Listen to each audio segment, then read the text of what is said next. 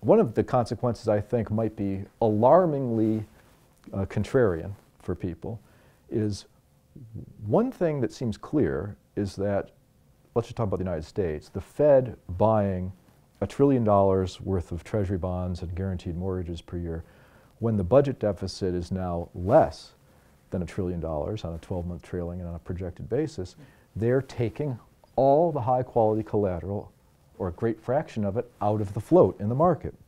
So there's less and less high-quality collateral.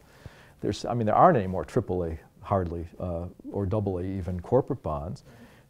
Yet we have a financial regulatory system which seems to want to increase bank capital and increase balance sheet holdings of high-quality collateral. These things are in opposite directions. You're encouraging the financial system to hold more high-quality collateral. At the same time, you're taking it away. I wonder if one of the most incredibly contrarian consequences of this could be that we actually have a melt up in Treasury bond prices at some point.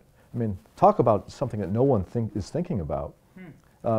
In July of 2012, I made the statement, which had been for a couple of decades one of the most dangerous statements in the financial markets, that we were at the low in interest rates on the 10-year Treasury. I mean, how many people have made that statement over the past 25 years way too prematurely?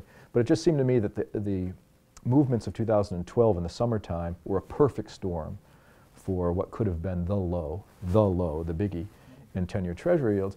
Weirdly, the yield today is about 100 basis points or 125 basis points higher than it was then, but I'm less convinced today that that was the low than I was then, because of this concept of quantitative easing is eliminating all of the high-quality collateral or gradualistically shrinking it, and there's kind of regulatory needs for it.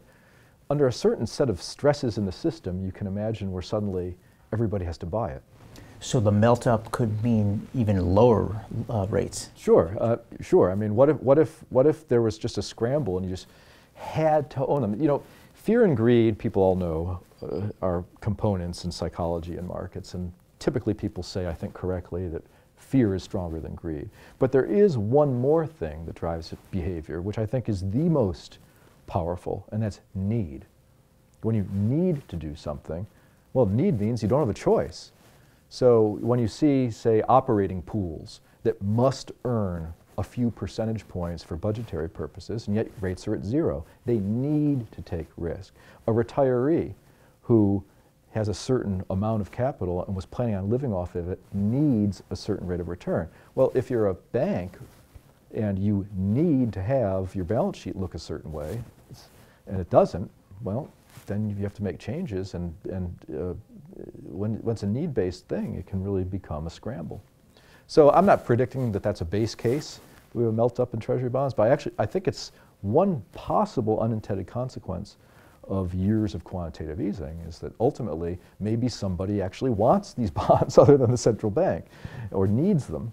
And then what happens? Well, prices would have to move higher. Right, so the popular wisdom of, oh, rates can't go any lower is just really kind of malarkey, I guess. Well, they've been lower in Japan. I don't know if you want to make direct correspondence between the US and Japan.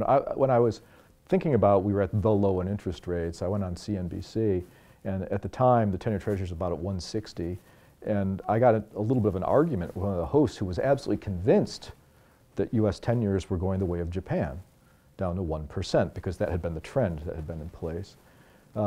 These days, no one believes that anymore, but I suppose it's just as likely now as it was then, and maybe with quantitative easing being at the scale and the duration that it's been, maybe it's even more likely than it was 12 or 18 months ago.